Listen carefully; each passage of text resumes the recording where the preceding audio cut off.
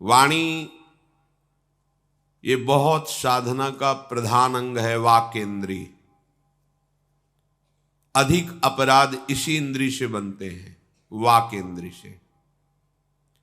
हम अपनी वाणी को यदि संयम में नहीं रखें तो निरंतर नाम जप नहीं कर पाएंगे।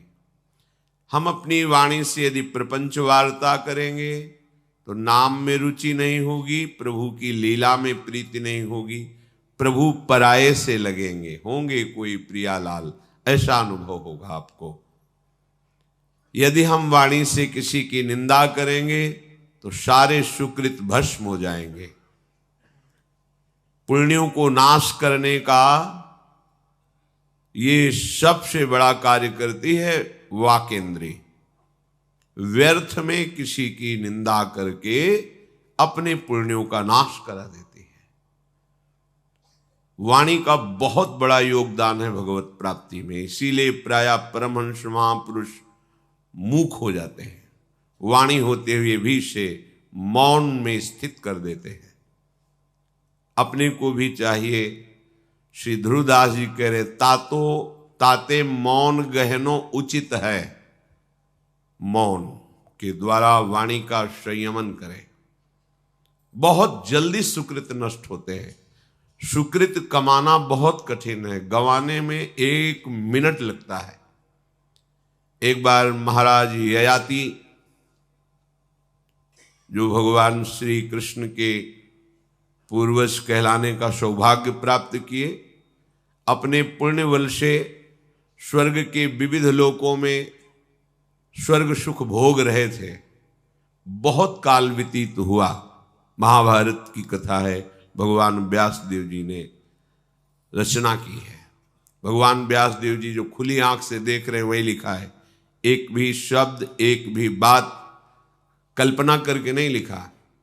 जो सब देख रहे हैं, त्रिकालदर्शी भगवद अवतार श्री कृष्ण द्वैपायन भगवान व्यास देव जी। महाराज ययाति बहुत काल तक विविध पुण्य लोकों का सुख भोगते हुए विराजमान है। देवराज की सभा में ये बैठक बैठे कि इनके तो इतने अपार पुण्य हैं कि क्षीण ही नहीं हो रहे। देवराज इंद्र ने कहा सभा में उनको आमंत्रित किया जाए। देव सभा में महाराज ययाति को बुलाया गया और उनकी बड़ाई शुरू की। देवराज इंद्र ने चतुरता देखना और बचना अपने भजन को बचाने के लिए ये सूत्र अपने हृदय में बैठा लिए। जब कोई तुम्हारी बड़ाई करे तो समझ लो छल करके ये हमें भ्रष्ट करना चाहता है। जब कोई तुम्हारी निंदा करे तो समझ लेना कि भगवान इसके द्वारा कृपा करके हमें निर्मल करना चाहते हैं, हमारे सत मार्ग को पुष्ट करना चाहते हैं। पर यह बात सबकी समझ में नहीं आती। सबको प्रशंसा अच्छी लगती है और निंदा बुरी लगती है। वो सब संसार के भाव वाले होते हैं। जो भगवत मार्ग का पथिक है वो सम मान निरादर आदर है। आदर हो या निरादर हो कोई फर्क नहीं, वो अपने मार्ग में चलता है। महाराज ययाति को बड़ा अच्छा लगने लगा कि देवराज इंद्र की त्रिभुवनपति की सभा में हमारा यशगान हो रहा है। स्वयं देवराज गान कर रहे, महाराज आपके तो सुकृत, आपने ऐसा ऐसा।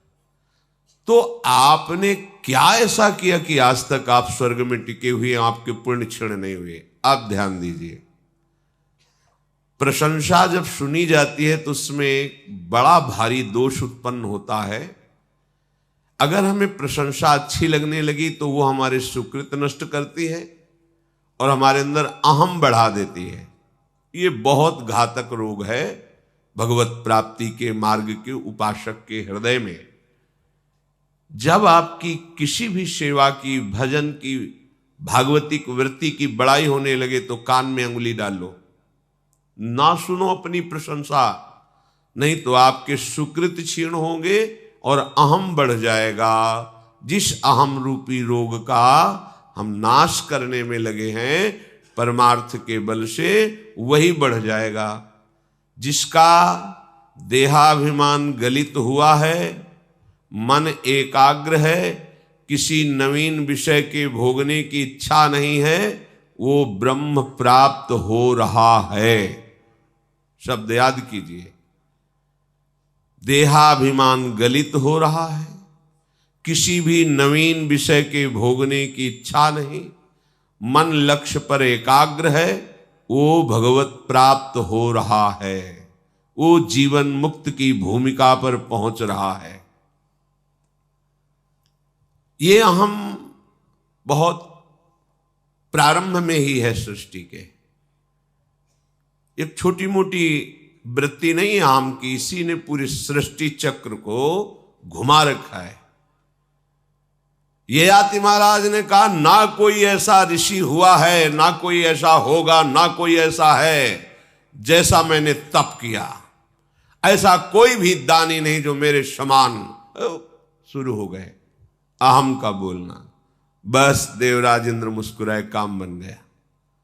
उनका एक सावधान, तुमने संपूर्ण विश्व के ऋषियों का अपमान कर दिया, संपूर्ण तपस्वियों का अपमान कर दिया, संपूर्ण सुकृतशालियों का अपमान कर दिया। तुम हमारे स्वर्ग के रहने लायक नहीं, अभी भ्रष्ट हो जाओ।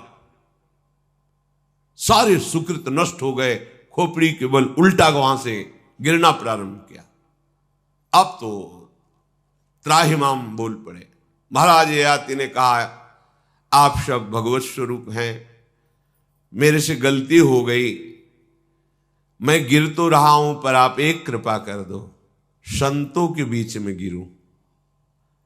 गिर तो गया, मेरे से गलती हो गई, पर मैं संतों के बीच में गिरूं, ऐसी कृपा कर दो।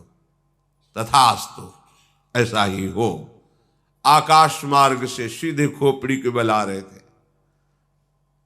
ये महाराज शिवी आदि बड़े बड़े भगवत समर्पित राजर्षि बैठ करके भगवत वार्ता कर रहे थे, तो देखा कोई स्वर्ग से तेजोमय विमान से उल्टा गिराया जा रहा है। जे ही नजदीक आए तो मैं अपने भजन और साधना का जो भी फल है इस तेजस्वी महापुरुष को अर्पित करता हूं, ये भूमि पर न गिरने पावे, वहीं रुक जाए। रुक गए, सबने अपने अपने सुकृत दे दिए, वो नीचे नहीं आ पाए, पुनः स्वर्ग पहुंच गए। दैन्यता, पश्चाताप ये ऊंचाई पर चढ़ाता है।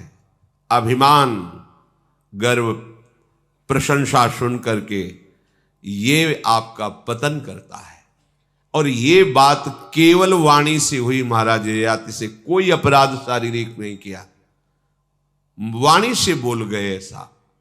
आप उपासक हो, वाणी को संभालिए। वाणी एक अमूल है, जो कोई बोले जानी, ये तराजू तौलिके तब मुख बाहर आने। आप संसारी व्यक्ति नहीं है, बस बोलते चले जा रहे हैं। क्या बोल रहे हैं, क्या परिणाम होगा, आप सोच नहीं रहे, तो आप साधक कैसे हो?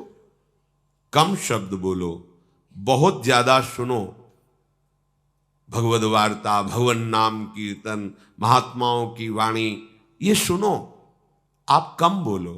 कहीं उत्तर देना है, कम शब्दों में उत्तर दो, क्योंकि नाम छूट जाएगा ज्यादा बात करोगे।